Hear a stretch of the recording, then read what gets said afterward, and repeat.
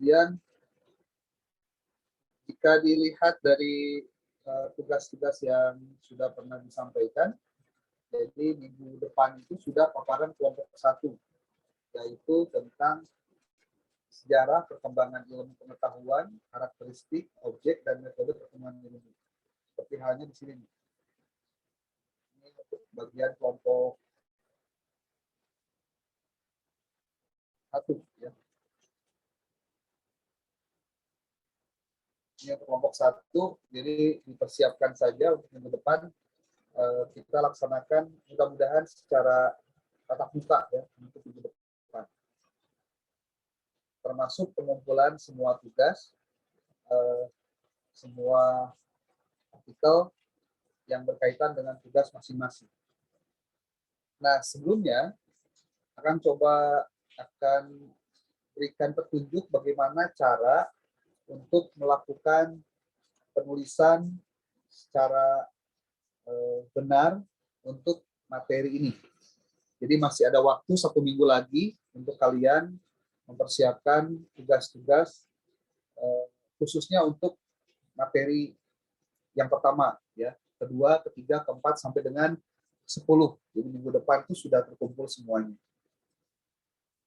Kita berikan ilustrasi atau contoh untuk penulisan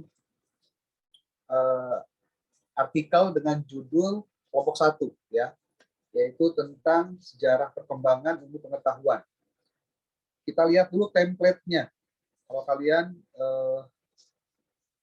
lihat template yang sudah pernah dikirimkan di grup sebelumnya, itu template-nya seperti ini.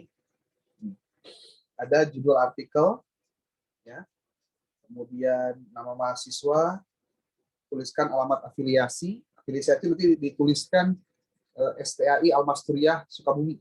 Itu ya, afiliasi. Kemudian alamat email, silahkan nanti tulis alamat email kalian. Kemudian nanti ditulisnya dengan jenis hurufnya Kalisto 12, ya, Kalisto MP12. Lalu ada penulisan abstrak, tapi abstrak ini sebenarnya isinya adalah gambaran secara ringkas isi dari artikel yang dibuat oleh kalian. Kalian perlu lihat di sini artikel abstrak itu ditulis dalam 2 bahasa. Ada bahasa Inggris dan ada bahasa Indonesia. Untuk bahasa Inggris dan bahasa Indonesia sama-sama jangan lebih dari 200 kata. Ya, dari mulai di abstrak ditulis sampai dengan sini tuh jangan sampai lebih dari 200 kata. Lalu isi dari abstrak itu apa saja? Ini kalian bisa lihat di sini. Terdiri dari adanya masalah, tujuan penulisan, lalu metode terkait dengan jenis, metode, jenis, pengumpulan data dari penelitian, dan lain-lain. Itu kalian bisa lihat dari contoh-contoh yang bisa nanti kalian baca untuk dijadikan sebagai referensi. Kemudian isinya kedua setelah metode adalah hasil penelitian ini, merujuk pada data yang dikumpulkan sebagai upaya untuk menjawab pertanyaan penelitian, lalu dampak dan simpulan atau ringkasan temuan umum, ringkasan temuan dan hasil penelitian. Bagi mereka yang baru pertama kali menulis artikel, ini pasti akan mengalami kendala-kendala teknis, ya. Dan ini sangat wajar karena memang tidak semua dari kalian itu sudah terbiasa membuat. Tapi yakinlah bahwa dengan mempelajari secara step by step, kita akan bisa belajar untuk menulis dengan benar apa yang menjadi tugas untuk membuat artikel itu. Lalu setelah abstrak dibuat, lalu ada keyword. Keyword itu sama, nulisnya pakai Kalisto MP12. Kemudian dituliskannya adalah 3 atau sampai 5 konsep-konsep dari inti atau esensi dari artikel itu. Biasanya suka diambil dari kata-kata penting yang terdapat dalam judul, biasanya. Dan disusun secara alfabetis. Nah, setelah kalian menulis dalam bahasa Inggris, juga ada bahasa Indonesianya, ditulis juga di sini. Nanti kita akan coba melihat contoh untuk kalian bisa mengerjakan tugas ini, ya, supaya tugasnya bisa dikerjakan dengan benar. Kemudian masuk pada penulisan pertama, yaitu pendahuluan.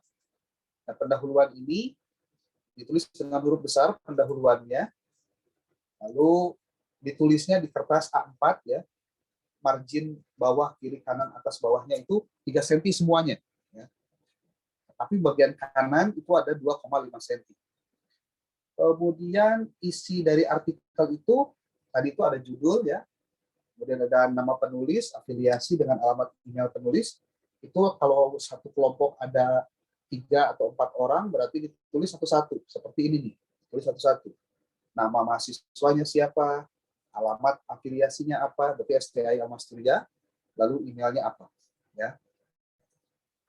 Lalu, apalagi, susunannya itu, tadi ada judul artikel, nama penulisnya, abstrak, ada Inggris Indonesia, kemudian ada keyword atau kata kunci, lalu setelah itu ada pendahuluan, lalu ada metode, ada hasil dan pembahasan, dan simpulan.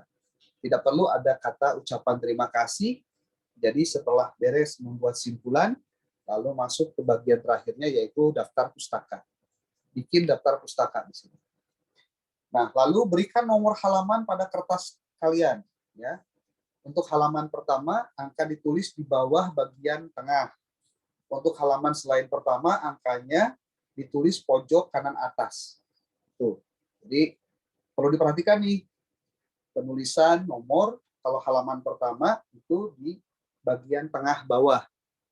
Kalau di halaman kedua dan seterusnya itu di pojok kanan atas penulisannya. Semua teks kalau ada kalian mengutip teks, naskah, gambar, tabel dalam bahasa Inggris, untuk artikel bahasa Inggris juga, kalau dalam bahasa Arab ya tulis dalam bahasa Arab ya, namanya itu atau sumbernya harus dalam bahasa Indonesia, juga dalam bahasa Indonesia untuk artikel yang berbahasa Indonesia. Jadi pengutipan sesuai dengan ininya apa? Sesuai dengan sumbernya. Lalu artikel itu, ini juga ada penjelasan. Artikel itu dibuat dalam huruf Kalisto 12, kalian bisa lihat.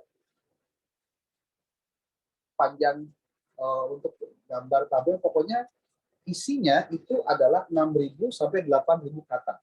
Dari mulai judul sampai dengan semuanya, pokoknya 6.000 sampai 8.000 kata. Di luar daftar pustaka ya. Ini perlu di sini. Misalnya di luar daftar pustaka, saya harus tuliskan di sini. Kata termasuk, tidak termasuk daftar pustaka. Kalau daftar pustaka tidak perlu dihitung menjadi 8.000 kata. Nah, gaya pengutipannya menggunakan Chicago Manual of Style 17 edition, full note, referensi menggunakan manajer Mendeley, referensi manajer Mendeley. Kalian perlu untuk coba belajar untuk menguasai tentang Mendeley ini. Caranya gampang banget. Kalian tinggal nonton banyak video-video YouTube. Kalian tulisnya referensi Mendeley, bagaimana tutorial untuk Mendeley yang terbaru, ya. Kalian perlu lihat di sini. Di sini ada dua apa? Ada dua Mendeley. Kalian lihat ini yang bagian ini nih, yang bagian nih, akan bawa ke sini ya, ke tengah nih. Ini yang lama nih, yang jadul, ya. Disebutnya atau tulisannya judulnya Mendeley Desktop. Mendeley Desktop ini kalau diinstal dari mendeley.com itu bisa digunakan dalam keadaan offline. Beda dengan yang ini satu lagi, ada Mendeley Reference. Nah ini nih, yang satu lagi nih ya, yang sebelah kanannya. Nah, ini biasanya tidak bisa digunakan kalau dalam keadaan offline, tapi harus online. Maka oleh sebab itu perlu belajar dari YouTube. Kalian perlu dibuka saja di YouTube di sini. Contoh nih, YouTube. Ya, sebelum kita masuk ke materi, kita coba paparkan dulu tentang bagaimana cara penulisan ini. Nih, di sini tinggal tulis tutorial Mendeley versi terbaru. Nah ini, kalau ini kayaknya masih lama-lama nih, yang 1 tahun. Ngambilnya yang 1 bulan lalu, ya. Jadi Mendeley terbaru itu namanya Mendeley Reference Manager. Namanya aja udah beda, ya. Tapi pasti tetap Mendeley. Jadi di sini ditulis Manager Reference terbaru. Nih, nah kalau yang ini bisa dipelajari langsung nih. Nah, ini yang terbaru nih. Coba kalian nanti download deh. Ini bisa dipelajari, ya. Lalu di sini juga bisa nih tutorial Mendeley Reference Manager 2022 lengkap. Ya, sebab ini penting juga buat kalian kalau untuk menyusun artikel. Termasuk nanti kalau buat skripsi juga bisa membantu sebenarnya, ya. Oke, ini tugas kalian juga untuk belajar Mendeley. Lalu setelah itu apa? Di sini ada di sini. Dalam penulisan artikel, dalam artikel ini diwajibkan menggunakan kutipan terbaru 10 tahun terakhir. Pendahuluan harus mencakup latar belakang masalah dalam penelitian yang jelas dan singkat untuk menjelaskan kenapa masalah tersebut perlu dipecahkan, dijelaskan melalui penelitian, kajian pustaka terutama, termasuk di dalamnya ada penelitian terdahulu atau sebutnya prior research, ya. Juga ada perumusan masalah, ada teori juga, ada tujuan, dan tidak perlu ada hipotesis karena ini bukan penelitian kuantitatif. Jangan lupa mencantumkan sumbernya. Itu untuk bagian pendahuluan. Nanti kita lihat contohnya. Kemudian yang kedua, penulisan metode juga bahasa hurufnya. Metode terdiri dari deskripsi tentang jenis penelitian, pengumpulan data, sumber data, tipe data, dan analisis data. Ini ditulis dalam bentuk paragraf, jangan lupa dicantumkan sumbernya, sama juga dituliskan sumbernya. Lalu setelah itu ada hasil dan pembahasan, ada temuan hasil diperbolehkan dalam bentuk subjudul, temuan hasil contohnya. Ini ada penjelasannya nih. Menginformasikan sejumlah data penting atau asli yang diperoleh dari kuesioner, survei, dokumen, wawancara, observasi, dan teknik pengumpulan data lainnya. Kalau kuesioner biasanya tidak digunakan kalau untuk penelitian yang bersifat library research atau kepustakaan.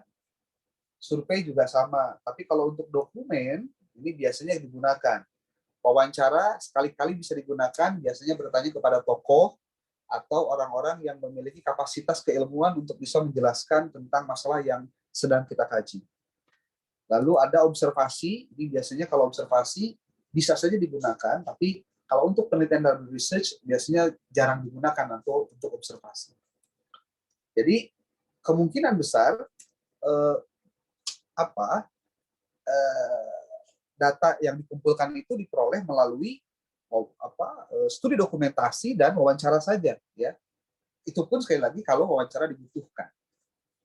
Kemudian kalau membuat tabel, nulisnya seperti ini, ya, jangan garisnya itu ini semuanya di garisan, tapi hanya sekedar garis bawah saja.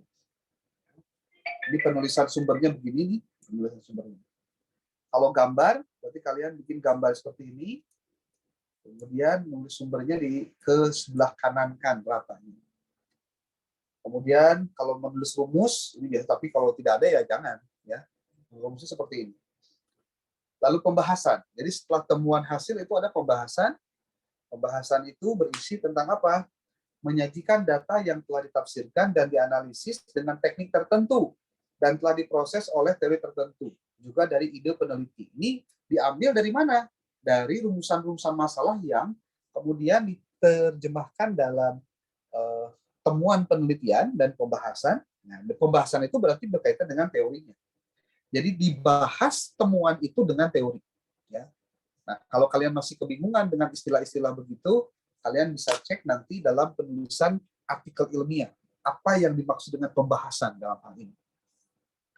Gaya pengutipan itu menggunakan Chicago Manual of Style 17th edition full note sama, dan tuliskan halamannya. Jangan lupa tulis halamannya nanti secara manual saja, ya. Nanti kalian bisa cek di dalam YouTube bagaimana cara memberikan penulisan halaman secara manual. Nanti ada tutorial. Lalu bagian terakhir, bukan terakhir ya, bagian selanjutnya adalah ini sebutnya tuh simpulan. Nah, kalau simpulan ini berarti tulis dengan ringkas dan jelas hasil penelitian, kemudian jelaskan konsekuensi logisnya dalam mengembangkan sains teoritis dan praktis pendidikan. Simpulan tidak diidentasi dan juga tidak di pointer, tapi dalam bentuk narasi atau paragraf. Simpulan itu biasanya kristalisasi, ya.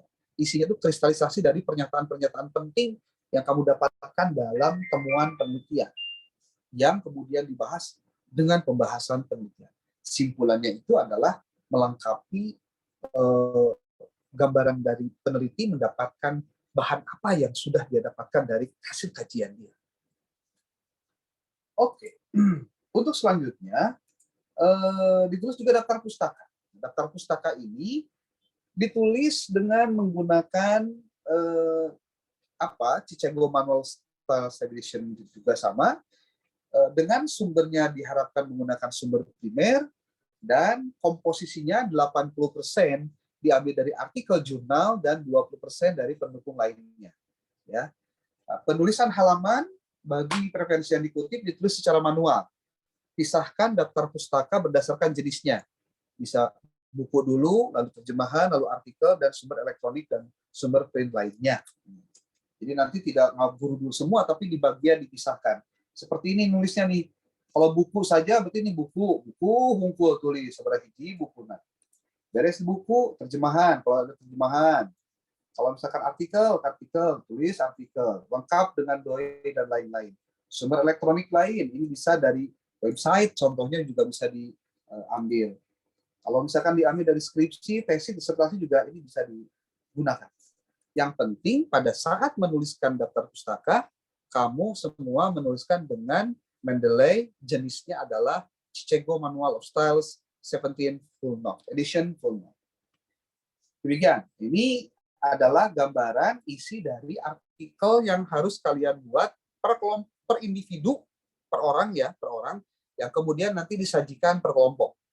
Jadi kalau minggu depan ke bagian kelompok 1, ingat minggu depan print out semua file Word-nya, kemudian print out juga semua PPT-nya juga untuk semua mahasiswa, artinya setiap orang mengumpulkan tugas individunya. Tapi pada saat nanti presentasi, kalian cukup menampilkan satu PPT gabungan dari satu kelompok itu, ya, satu kelompok itu. Oke, kita sekarang coba cari tahu bagaimana cara mengambil referensi untuk kalian bisa mengerjakan tugas ini. Contoh tugas ini yang pertama kelompok 1 nih akan kasih tahu judulnya Sejarah Perkembangan Ilmu Pengetahuan. Kita coba untuk blog ini, untuk kita coba ambil nanti referensinya. Cari di mana? Nah, carilah di Google Scholar yang paling gampang. Google Scholar, ini ada scholar.google.com, ya. Nah, kalau sudah ada ini, tampilan ini, kalian tinggal masukkan judul yang tadi. Sejarah Perkembangan Ilmu Pengetahuan. Kemudian kita klik OK. Nah, kalian lihat di sini, begitu banyak bahan ataupun juga bacaan yang kalian bisa kutip dari judul-judul ini. Tentu ada yang bisa kalian ambil, ada yang tidak bisa diambil. Kalau misalkan ada yang bisa diambil, ambillah yang memungkinkan untuk bisa dijadikan sumber. Jangan semuanya diambil kalau tidak ada kepentingannya. Contoh kita ambil ini, ada judulnya Sejarah Perkembangan Ilmu Pengetahuan. Ini diambil dari yain.kudus.ac.id. Ini yang ngarangnya. Kita coba klik ini. Ya. Nah, berarti ini ngambilnya dari artikel jurnal nih kalau sudah begini. Sejarah Perkembangan Ilmu Pengetahuan. Dari mana ini kemudian kalian ambil? Nih, kalian klik ini, ada PDF bahasa Indonesia. Klik. Nah, tuh sudah bisa langsung ketemu ininya apa? Oh, ini akan coba bantu untuk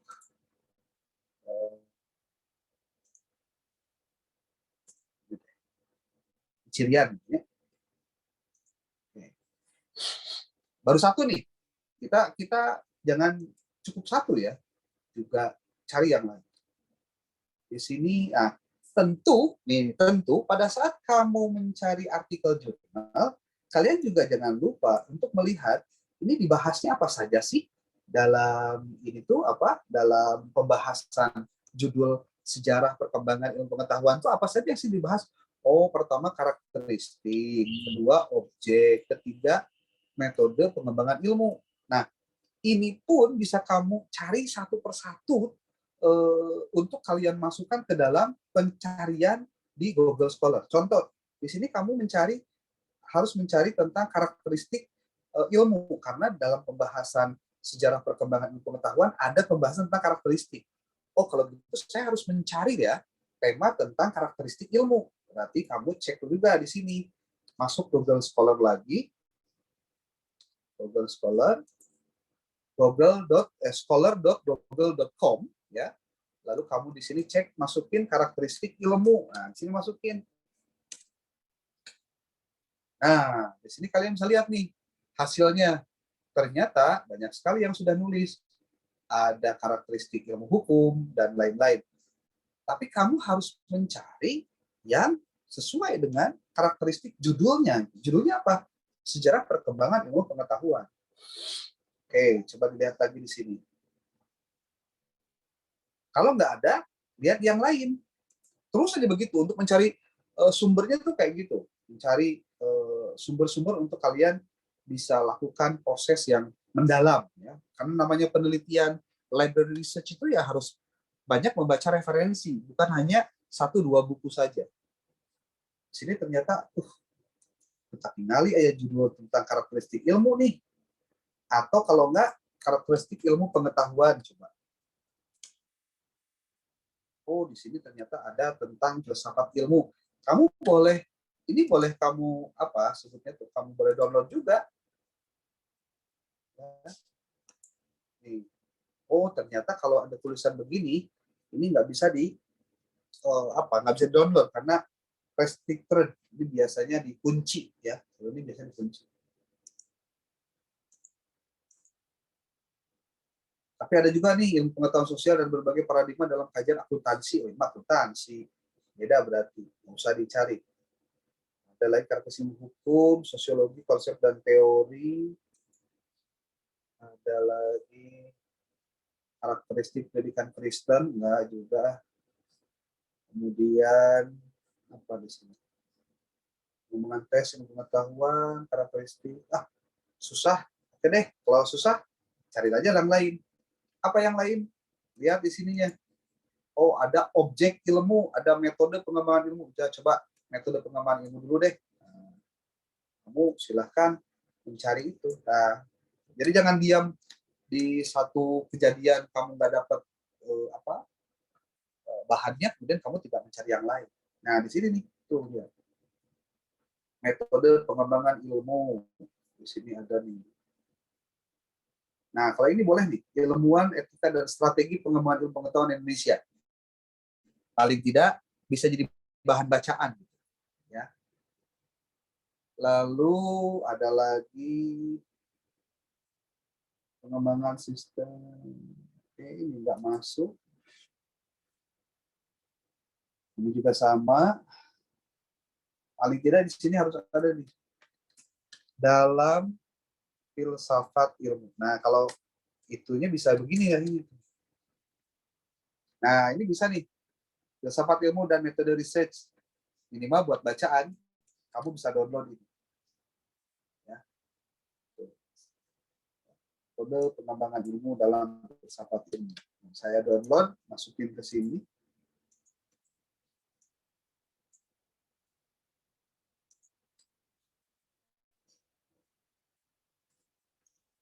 Kodean.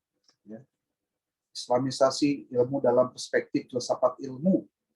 Ini metode-metode, kalau mau dibaca boleh, dijadikan sebagai bahan referensi, silakan dibaca. Ini juga sama, kita coba metode biar gampang. Filsafat ilmu dan pengembangan metode ilmiah. Nah, ini juga bisa dibahas. Saya beri kode untuk memudahkan nanti dalam pencarian artikelnya nanti. Prospek pengembangan ekonomi, pengembangan ilmu filosofi, filsafat ilmu pengetahuan. Oke, kita coba baca karena materi kita tentang filsafat ilmu, apa saja bisa dibaca. Yang penting relevan. Ada di sini buku, kalau ini biasanya Google Book ya. Google Book. Perspektif ilmu, kita cari yang lain. Jadi yang lama itu sebetulnya di bahasan tentang mencari dulu yang beginian sebetulnya. Ya. Aplikasi filsafat ilmu dalam perkembangan ilmu pengetahuan dan teknologi. Ini kita coba baca nih. Ya. Kita kasih kode 99 untuk filsafat ilmu. Jadi nanti ketika cari downloadan itu gampang. Oh, 99 semua. Ya. Ini juga ada filsafat ilmu antara teori dan praktek. Kita coba cek. Jadi ini belum dibaca satu-satu nih. Baru mencari baru mencari buku dan referensinya saja.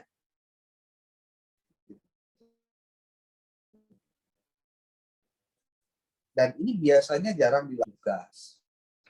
Jadi biasanya malah mu aya mahasiswa teh rata-rata tugas anu dikumpulkan sehingga tidak membuat apa?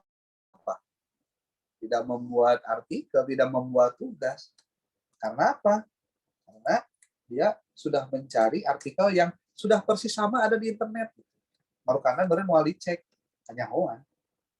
Sini ada di peranan filsafat ilmu dalam pengembangan ilmu hukum. Oke, terlalu jauh lah. Ini boleh nih. Pengembangan ilmu fikih dalam perspektif filsafat ilmu. Nanti kita kaitkan, mungkin ada teori-teori yang bisa dikaitkan dengan judul kalian. Studi pengembangan analisis pendekatan sosial, hadis, filsafat ilmu. Ini coba kita cek, bisa nggak nih? Nanti yang akan kirim ini, yang akan download ini kamu bisa cari ya di internet sekali. Ya. Ilmu dalam perspektif filsafat dalam tingkatnya. Kita coba.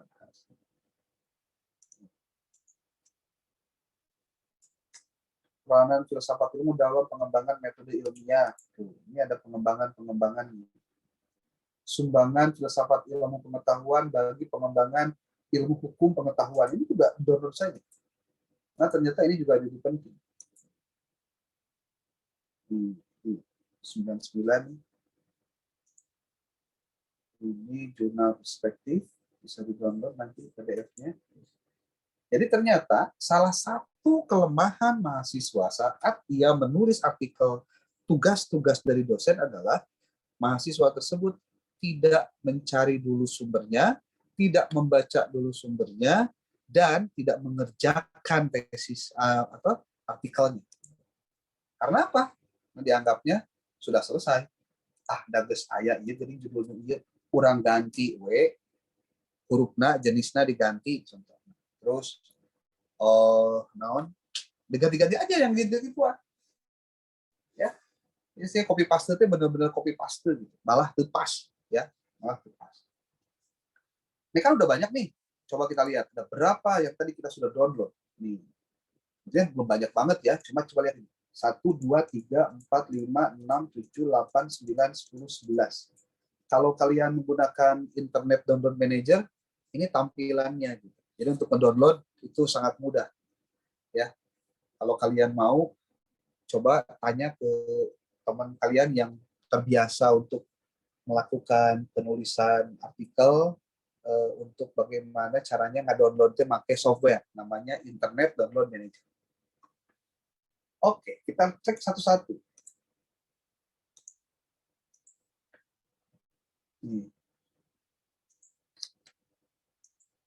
Filsafat. Oh, ini ternyata buku loh. 268 halaman. Luar biasa. Tuh. Ya, ternyata kita sudah dapat referensi berupa buku. Alhamdulillah, berarti kita bisa secara leluasa membacanya. Oke, di filsafat ilmu apa? Tapi judulnya apa tadi yang kita cari untuk kelompok 1? Sejarah perkembangan ilmu pengetahuan. Ada nggak di sini sejarah? Kan begitu. Kalau nggak ada, berarti yang paling gampang nih, akan kasih tahu ya. Yang paling gampang adalah kamu lihat apa yang kamu cari di sini, sejarah perkembangan ilmu pengetahuan. Jangan semuanya di copy, ya. Tapi kamu ambil aja 1-2 kata. Contoh nih, ini kan filenya nih, buku ya. Kalian Ctrl F, coba tulis sejarah. Ada nggak kata sejarah dalam buku ini, atau dalam artikel ini, atau dalam file ini? Ternyata ada 16 buah kata sejarah. Kan kita butuhnya sejarah perkembangan ilmu pengetahuan. Oke, kita cari sekarang. Sejarah perkembangan ilmu pengetahuan, kita cari sejarah. Oh, sejarah perkembangan ilmu. Oh, ada. Tuh, berarti ini bisa jadi apa? Referensi. Sejarah perkembangan ilmu. Oh ya, ini nih, sejarah perkembangan ilmu. Berarti 1 poin di halaman 17 di buku ini, kalian sudah dapatkan sumber. Ya, untuk kalian harus baca dulu nih. Periode filsafat Yunani merupakan periode sangat penting dalam sejarah peradaban manusia. Oh, kalian baca dulu. Ada zaman Islam, ada kemajuan ilmu Renaissance dan modern. Tapi ingat, penulisan artikelnya harus melihat pada ini nih. Pointer ini, karakteristik, objek, metode, dan pengembangan ini. Ini yang jadi patokan breakdown materinya itu ada di sini. Ya. Jadi jangan sampai salah kaprah gitu kalau menuliskan artikel itu. Sebetulnya artikel dengan makalah biasa itu relatif sama, bedanya itu cuma di cara penyajiannya lebih sederhana, lebih fokus pada yang dimaksud dan tidak bertele-tele. Ya. Nah, terus lagi cari lagi yang kedua, apa sebutnya tuh sumbernya. Kan tadi kita banyak download nih. Nah, oh, ini artikel nih. Islamisasi ilmu dalam perspektif filsafat ilmu. Contoh judulnya itu. Coba kalian lihat di sini, apakah tema yang ada dalam ini nih, yang tadi akan sebutkan nih, dari materi dan hal-hal yang akan dibahasnya itu ada apa enggak di dalam artikel itu? Yang nanti kita harus jadikan itu sebagai cara nanti untuk dikutip. Gitu. Ya, cara untuk mengutip. Terus, sorry.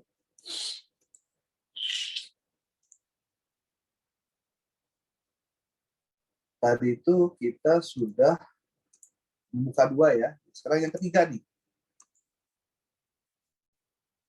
Nanti di cirian bagian penting untuk dikutipnya di cirian. Kemajuan sains dan teknologi, bla bla bla. Wah, ini bisa dijadikan sumber nih. Gitu. Jadi kita tidak akan pernah tahu sesuatu artikel yang dikutip oleh kita itu bisa dijadikan sumber atau tidak kalau kita tidak membacanya. Jadi yang paling penting itu baca dulu, ya, baca dulu. Banyak sekali. Nanti kalau perlu, akan dikirim di grup lah, ya, buat kelompok 1 sebagai bahan. Nanti kelompok 2 cari sendiri ya, kelompok 3 cari sendiri terus, cari semua. Gitu. Oke, ada yang mau ditanyakan dulu silahkan. Izin bertanya, Kang. Boleh. Agar si Kana Mendelina, Kang, Kenapa? boleh kasih contoh tidak terkait boleh. Apa mengutip ya, mengutipnya. Boleh. Sekarang akan kita berikan contoh bagaimana cara mengutip ya. Cara mengutip. So, ada lagi sebelum dilanjut. Nanti video ini akan upload di YouTube. Nanti kalian silahkan untuk mempelajari kalau misalkan ada hal-hal yang perlu dipelajari lagi. Jadi bisa mengulang ya. Materinya bisa diulang. Ada yang lain boleh?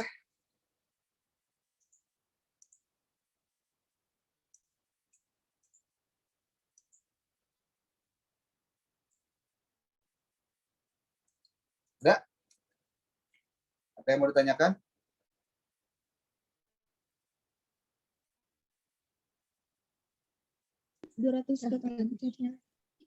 Hmm?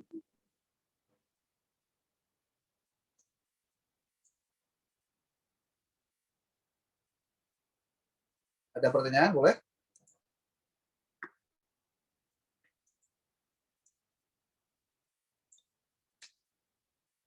Atau sudah paham? Lamun nggak paham berarti tidak ada pertanyaan ya? Izin bertanya. Boleh. Akang, gimana kan misalkan di abstrak yaitu yang bahasa Indonesianya pas gitu 200 kata. Terus ditranslate tuh tapi jadi lebih. Ya makanya mentranslate-nya jangan pakai Google Translate. Belajar menerjemahkan sorangan gitu. Iyalah kalau ngerjain ya pakai Google Translate kan seayana. Jadi harus ada yang tidak harus persis sama, tapi ada yang dikutip, ada yang dikurangi, ada yang apa gitu. Ya. Karena kalau nyeples 100% persis seperti yang ditulis di dalam Google Translate, ya pasti akan banyak lebihnya. Bahkan mungkin belum tentu juga benar. Jadi gini ya, kata kunci supaya mentranslate dari Google Translate benar, caranya adalah kalian harus menuliskan bahasa Indonesianya itu sesuai dengan ejaan yang disempurnakan. EYD-nya tuh benar. Subjek, predikat, objek, kata sifat, kata benda, kata tanya, atau subjeknya, atau kata kerjanya itu aktif ataukah pasif gitu ya, bentuk pernyataannya. Itu tuh harus benar gitu. Sehingga nanti pada saat Google Translate membaca dalam sistem dari tulisan kalian, itu nanti hasilnya itu bakal benar. Jadi lamun kamu sering mendapatkan terjemahan Google Translate kok kayaknya naon teh tenyaman gitu dibacanya karena nggak jelas, itu sebetulnya bukan salah Google Translate, tapi kalian sendiri yang menuliskan kalimatnya itu tidak sesuai dengan ejaan yang disempurnakan. Jadi bahasa Google Translate mau bahasa baku, bukan bahasa biasa gitu. Oke, kita coba sekarang simulasi tentang bagaimana cara mengutip dulu ya, cara mengutip itu yang paling harus diperhatikan karena supaya jangan terindikasi plagiarisme ya. Sebentar, kita lihat dulu kutip.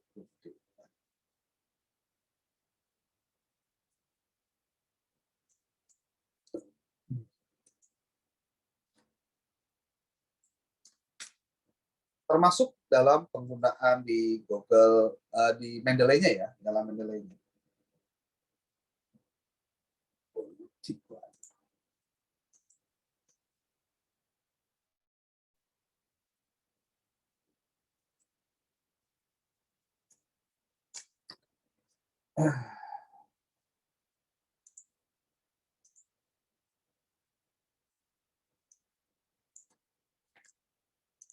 Contoh, bahkan di share screen ya.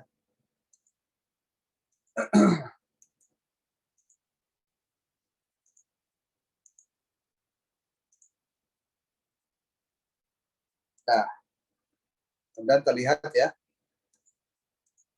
contoh kalimatnya diambil dari tadi artikel-artikelnya. Oke deh, gini ya, kalau di dalam pembuatan artikel menggunakan Mendeley, itu biasanya di Mendeley-nya sendiri itu kalian harus sudah menginputkan judul-judul buku, lalu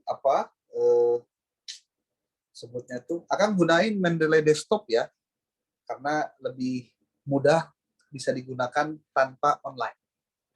Dan itu bisa kalian juga lakukan untuk di laptop kalian. Jadi tidak harus yang Mendeley reference yang online teh. Ini lagi loading, bentar. Nah ini.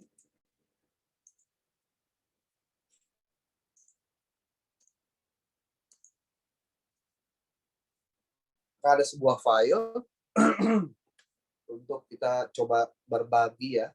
Kalau nanti materinya belum tersampaikan, mungkin nanti akan buat malam buat materi tentang yang ini. Nanti kalian bisa pelajari melalui video ya. Jadi mungkin pertemuan sekarang itu karena waktunya sekarang sudah pukul 5:30 ya. Ini materinya cukup panjang. Ini tentang paparan pembuatan artikel dulu ya. Nah, masalah nanti tema materi Akang hari ini akan disampaikan nanti melalui video juga. Nanti kalian bisa upload saja, lihat saja di dalam itu. Oke. Bagaimana cara mengutip? Nah, ini kutip itu banyak. Ada yang cara Chicago, ada Harvard, ada yang lainnya ya. Ini kalau dibaca nanti panjang banget lah, karena ini ada 17 ini. Nah, kita lihat dulu contohnya. Contoh pengutipan. Ada gayanya, gaya apa? Nih, secara teori perlu tahu dulu ya. Gaya dari penulisan itu ada yang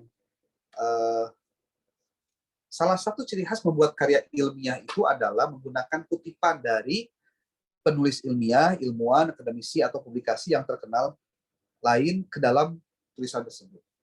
Gaya mengutip terkadang berbeda untuk setiap universitas ataupun jurnal nasional dan internasional. Maka kata kuncinya adalah penulis harus menyesuaikan aturan ini dengan aturan institusi. Nah, sebenarnya yang yang diterapkan di Almasturia itu dengan menggunakan sistem bukan Association Psychological bukan American Psychological Association, bukan, tapi menggunakan sistem footnote ya. Nah, makanya footnote itu kita pakai dengan menggunakan Mendeley. Itulah. Nah, ini sering ditemukan. Gaya apa tuh kayak gini nih. Nih, Faiz et al. 2013 titik. Tidak ada halamannya. Gitu. Jadi hanya nama penulis dan tahunnya saja. Itu ya, ini tidak perlu dibaca dulu. Kalau abstrak juga sama nih, tulisannya begini nih, Stoll sekian. Ya, nah, jika organisasi merupakan kumpulan orang yang terorganisir, maka pergerakan mahasiswa pada saat terjadi Arab Spring merupakan organisasi online pula. Dikutip dari Stoll tahun 2010. Itulah sebabnya membuat organisasi sekarang tampaknya lebih mudah. Ini cara pengutipannya menggunakan Stoll 2010. Cara nulisnya sih kaki aja. Ya. Lalu apa? Kan kutipan itu ada dua ya. Ada kutipan langsung, ada kutipan tidak langsung. Sekarang kutipan langsung pakai halaman. Kayak gimana nulisnya? Begini. Tapi ini kita nggak pakai nih. Karena kita menggunakan sistem apa? Kutipan, footnote gitu ya. Makanya ini hanya contoh saja untuk diperlihatkan. Ya. Jika ada dua penulis seperti ini. Gitu. Nah, ini nih. Ini contoh saja dulu. Nanti kita akan coba terapkan ketika menggunakan Chicago Manual of Style 17 full note. Tapi kalian lihat dulu saja bahwa ini berbagai teori tentang bagaimana cara pengutipan. Nih, Public Relations menghadapi tantangan baru dengan adanya digital media, diambil dari Disastio dan Messner tahun 2010. Riset yang dilakukan oleh Disastio dan Messner tahun 2010 menyebutkan bahwa, nah ini sebetulnya kalau pengutipan itu tergantung style kita, bagaimana cara mengambil angle untuk melakukan pengutipan. Jadi bisa di awal, bisa di tengah, bisa di akhir. Itu, ya. Nanti kita lihat lagi. Kemudian, nah kalau ternyata penulisnya lebih dari 1 atau 3, ini ternyata tinggal menggunakan kata et al. Ini juga nanti berlaku untuk pengutipan Chicago Manual of Style 17 full note edition. Nah, ini cara-cara pengutipan. Begini. Smith menyebutkan bahwa bla bla bla bla bla seperti dikutip oleh Johnson bla bla tahun sekian. Tapi sekali lagi ini tidak dipakai. Ini maksudnya hanya mengenalkan ada sistem apa nulisnya sih kaki gitu maksudnya. Ya. Nah, daftar pustakanya ini juga sistem apa. Nanti akan berikan contohnya sistem apa itu kayak gimana. Ini sama sistem apa. dua penulis atau lebih juga sama begini. Kalau dalam daftar pustaka, ini DP itu daftar pustaka. Ini penulisannya tidak menggunakan reference manager sih, jadi seadanya saja.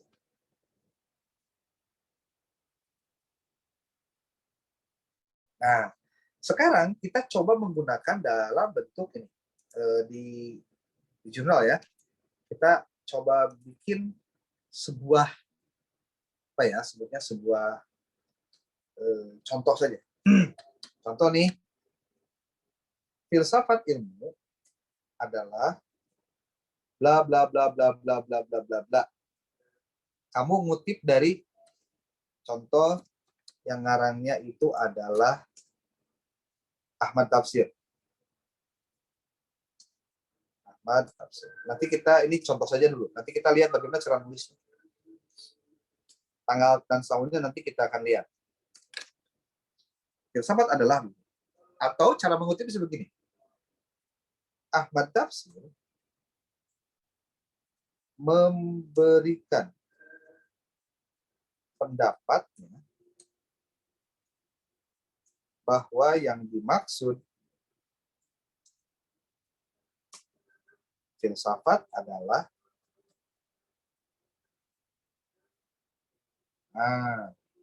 ini cara nulisnya juga. Nanti di sininya ada ngambil dari buku Ahmad Tafsir juga. Contoh ini aja contoh ya. Cara penulisannya nih. Kalian bisa lihat di sini. Kalau ini nulisnya pernyataan dulu, nggak disebutin tapi langsung disebutkan dikutip dari mana. Kalau yang kedua, di sini disebutkan nama pengarangnya, lalu ada bacaan saintifik, lalu ada ininya apa, pendapatnya. Dan dituliskan juga judul bukunya apa. Atau bisa jadi, nah ini kan teknik penulisan apa yang tadi ya, seperti ini. Ada juga begini teknik apa mah. Nih. Ahmad Tafsir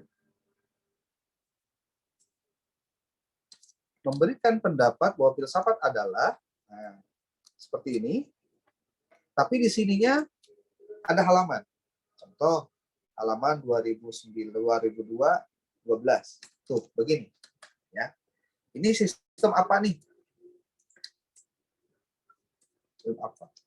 Tapi kalau menggunakan yang akan tadi sebutkan Chicago Manual of Styles 17 full note edition full note, kayak gini nih. Ini tetap kita berikan contohnya, tapi nanti kita hapus.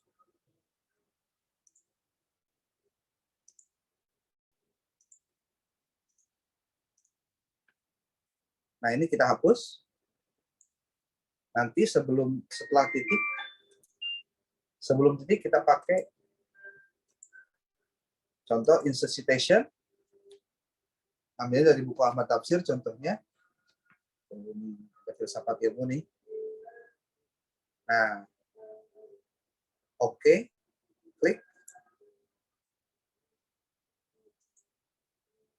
Tuh, angka 1 ya. Di bawahnya ada tuh. Tapi ini belum ada halaman. Kalau ada halamannya gimana caranya? Ada dua cara.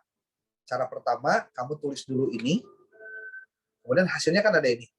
Lalu di Diana pakai koma HLM angka 7. Contoh halamannya halaman 7. HLM 7. Tapi kalau memang mau cara yang lain seperti ini. Ahmad Tafsir memberikan pendapatnya bahwa ini maksud filsafat adalah blablabla, diambil dari buku Ahmad Tafsir juga kan. Ini dihapus.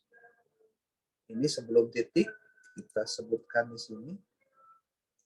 Mendeley Tafsir filsafat ilmu. Masih bukunya Ahmad Tafsir diberikan ini. Langsung pengen diberikan halaman, klik di sini. Page tulis halaman 98 contohnya. Oke.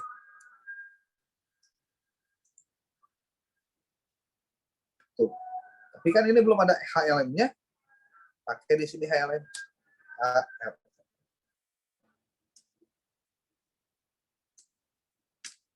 Tuh. Ini juga sama. Kalau caranya begini, amat tafsir, tauna, kumaha, nah begini.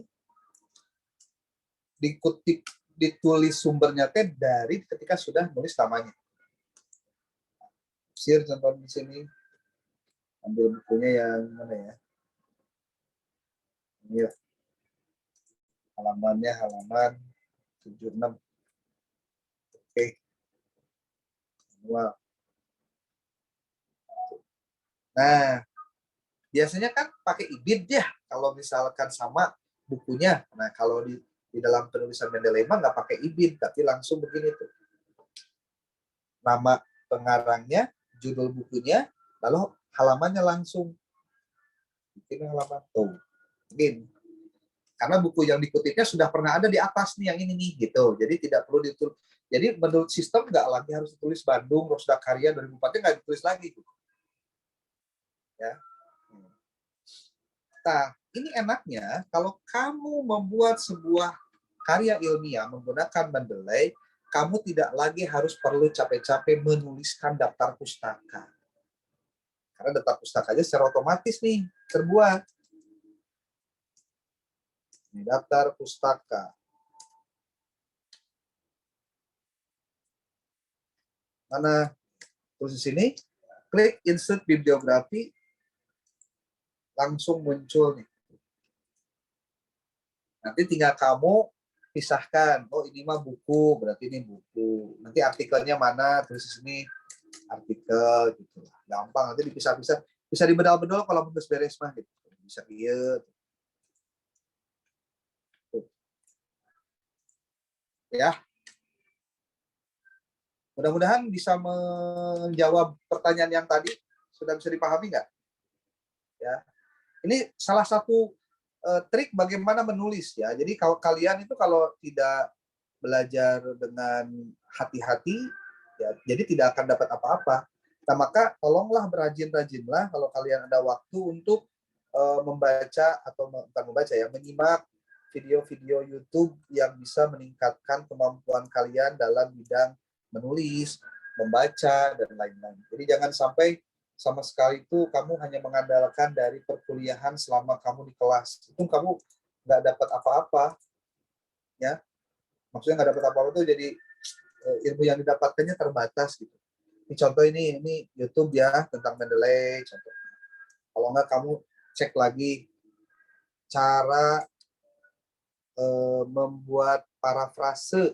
Ini parafrase tuh banyak yang belum tahu gitu. Membuat parafrase untuk kutipan supaya tidak perlu sama dengan yang ditulis itu kayak gimana. Ini perlu dibuat nih, perlu. Ya, nanti aku akan dikirim lah file-filenya kalau kamu mau untuk kamu bisa pelajari, ya. Oke, akan pikir untuk materi hari ini kita stop dulu karena waktunya juga sudah mulai sore ya. Nanti malam akan coba bikin video untuk materi kita hari ini, nanti langsung di-upload di YouTube. Kamu nanti yang di pesantren yang mungkin lemot-lemot handphonenya gitu, nanti bisa nonton di di YouTube-nya. Sambil kamu bisa sambil nyesel lah gitu namanya, sambil makan sambil makan. Firman tolong bantu untuk absen hari ini, langsung dikirim di grup ya. Baik, Akang, siap. Oke. Terima kasih, ini sudah hadir berapa? 16 orang, 15 dengan dikali ada yang 4, ada yang 3, ada yang 2 ini. Yang pasti wajahnya harus. Kalau ada pertanyaan-pertanyaan, kamu bisa langsung tulis di grup. Nanti kalau bisa waktunya cepat, nanti kita respon. Mohon, Akang. Siap. Oke. Terima kasih atas kesempatannya. Nanti materinya akan disampaikan nanti malam. Nanti kalau sudah beres langsung di-upload ya. Silakan. Oke. Bismillah. Alhamdulillahirabbil alamin. Allahumma waffiq. Assalamualaikum warahmatullahi wabarakatuh. Waalaikumsalam.